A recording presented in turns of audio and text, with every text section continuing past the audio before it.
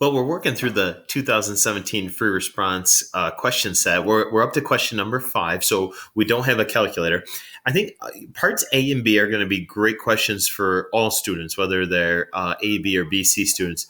And then this question is going to kind of explode in our face and get really nasty when we get to C and D. And we'll do our best to kind of walk along with you through C and D as we try to build some confidence and look at some really interesting solutions. So jumping right in here to A, they said, okay, we've got our function. It's a rational function, and we want to find the slope of the tangent line at 3. And I think we've got a boatload of confidence. Now, I guess the only thing to really debate about here is whether we're going to use quotient rule to derive that f or to rewrite f and then use chain rule. I'm a big fan of rewriting f using a negative exponent. So I'm going to go 3, then the quantity 2x squared minus 7x plus 5 raised to the negative 1. And now deriving that is just a nice little chain rule. And to me, this process is a little friendlier than having to dive through the quotient rule. Although in this case, the numerator being a constant, I guess the quotient rule cleans up a lot nicer. We could split hairs on that. And so at this point, I just want to evaluate f prime of 3. And let's see, 18 minus 21, negative 3 plus 5 is 2. And then 12 minus 7 is 5. Okay, I think I got negative 15 over 4 for the slope of that tangent line. So again, we're feeling good. We're going through A. Now B, initially on the first cusp, but when I saw the interval from 1 to 2.5, I got a little nervous. But basically, we want to find all the critical points of f. And that could occur either when f prime is equal to 0 or when f prime is undefined. And we'll have to be careful of that as well. And then once we find those critical points, we want to describe and classify each one as whether they're a relative min or a relative max, or maybe even neither. And that's all about, we're going to make a sign chart for f prime. And that sign chart is going to help us decide whether they're mins, maxes, or neither. So let's take f and or f prime. And I'm going to rewrite f prime as a fraction now. It's a perfect opportunity to rewrite it as a fraction. And I think we got 4x minus 7 here. And the quantity 2x squared minus 7x plus 5 raised to the second power. Now I am, in anticipation of finding out when f prime is undefined, I am going to factor the denominator. Not the easiest factors ever. So I'm going to go 2x and an x. And with a little guess and check, I went negative 5 here, negative 1 here. Or you could kind of peek at part C down here and see how those factors turn out. So if nothing else, that'll help you a little bit. So first of all, setting this equal to 0, I'm going to get x equals 7/4, or that's about 1.75.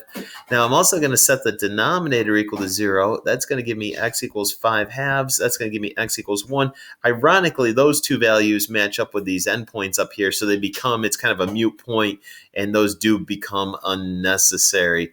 And I don't know if you want to consider that good news or bad news, because we went through that work to get those answers, but it does make our sign chart a little easier.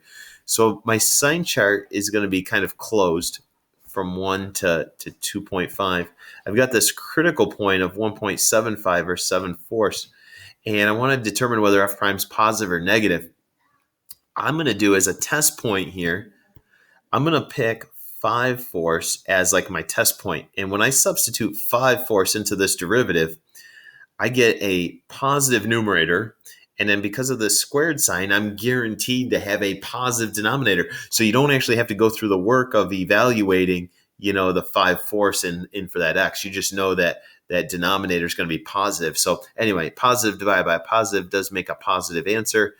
And that means f is increasing.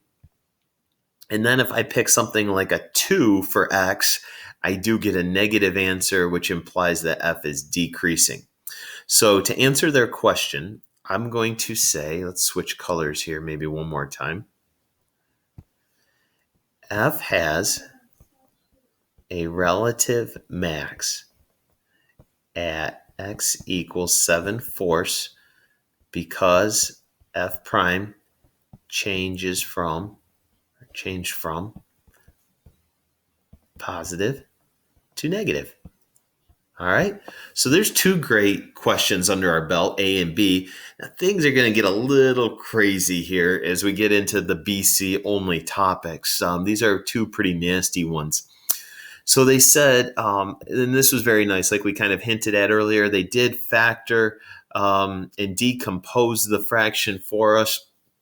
And they said using those decompositions, we're going to evaluate this integral. Now you'll notice right away it is an improper integral because of that upper bound. So the first thing that I'm going to do is I'm going to rewrite this as the limit as b approaches infinity, the integral from 5 to b of 2 over 2x minus 5 minus 1 over x minus 1. Boom, boom. So we always want to take that improper integral and rewrite it as a limit.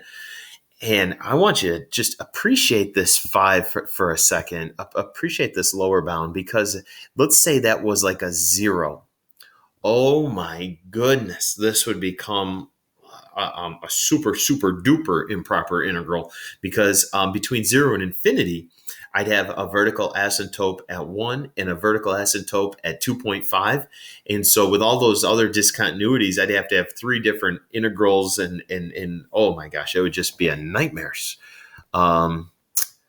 But anyway, let's go ahead and let's talk about integrating each of these. So each of these fractions are going to be their own problem. So I'm doing a u sub where I let u equal the denominator. My derivative of u is 2 times dx. I solve for dx. That 2 is going to be in the denominator. In a nutshell, when I finish integrating, this 1/2 that I have as a part of my du is going to cancel out the 2 up here that was in the numerator. So I just get the ln of 2x minus 5 as my antiderivative.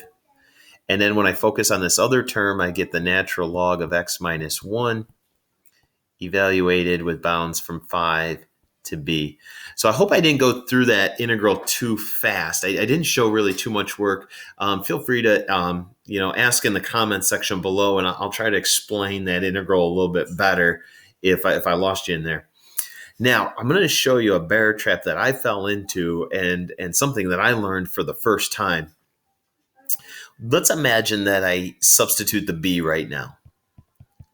So this, if you're taking notes, you probably want to stop writing, because what I've got cooking here is going to prove to be a waste of time, basically. So all I did is I substituted the b.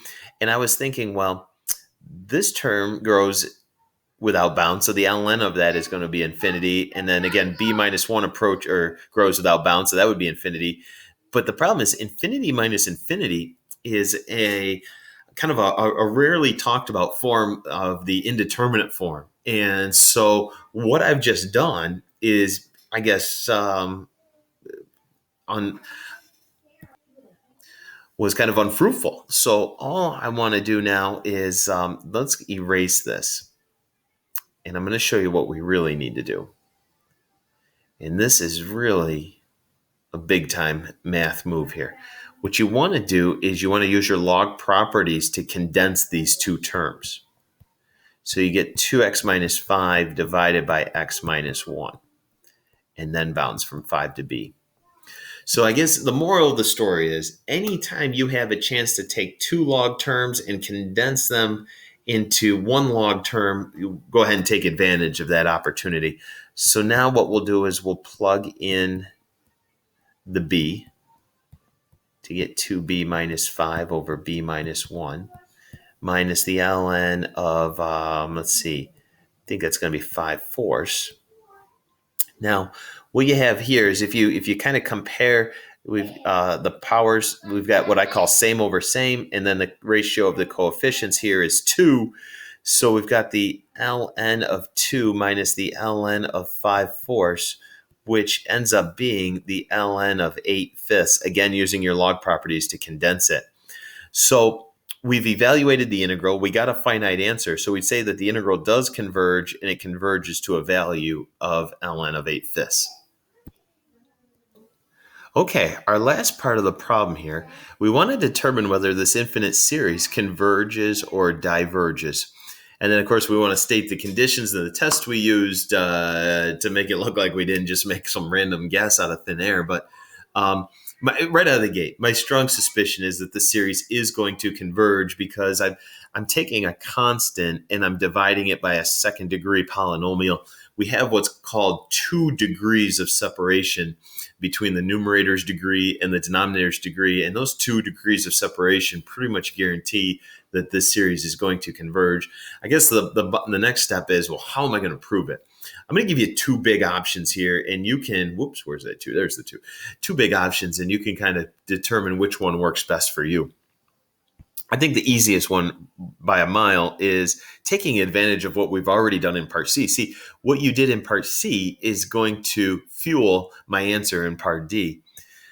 And I'm going to use the integral test. This is a test that often doesn't get the credit or the acclaim that it deserves. But right out of the gates, we want to say, first of all, what are the prerequisites? Function f of x is continuous. He's decreasing and always positive for all x's greater than or equal to 5. And therefore, if the integral of 1 over 2x squared minus 7x plus 5 converges, we don't even care what it converges to, it's just that it converges, then the series from n equals 5 to infinity must also converge by the integral test. Okay, so that's option number 1, and as long as you see it, you're in golden. Okay, I want to give you another alternative here. I'm going to use the limit comparison test as an alternative, just in case. The more tools we have in our toolbox, the better, right? Because sometimes I recognize the integral test and sometimes I don't recognize it. In a nutshell, what is the limit comparison test? Basically, it says we've got 2 series, and if I take the limit as n approaches infinity, we'll say of a sub n divided by b sub n, as long as that limit equals some L, that's a finite number, then both, we'll say that implies that both a sub n and b sub n either both converge or both diverge. They're going to behave the same way. So let's say that our a sub n is the original, 2n squared minus 7n plus 5. And then we'll say the comparison in this case is going to be 1 over n squared, which is really clean and nice. Now you're wondering, well, how did you come up with 1 over n squared? Well, what you want to do is, again, feel free to put an end of the 0 up here. And what you want to do is take the highest degreed variable there, compare it to the highest degreed variable there, and basically simplify it. Okay, and that's always going to give you your comparison series. Now, what we need to do now is take the limit as n approaches infinity of a sub n divided by b sub n, which is going to be a big old bear. And I hit the pause and wrote these out because you don't need to see me write all those out. But basically, I did a little keep change flip. I kept this fraction as is, and then I multiplied it by the reciprocal of the denominator here. And as you work through that, again, we end up comparing like same over same. We've got n squared numerator, n squared denominator, and the ratio of the coefficients comes out to be 3/2. Okay? As long as that number is finite, and it certainly is in this case, then we can conclude by the limit comparison test that both the summation of a sub n and the summation of b sub n are going to behave the same.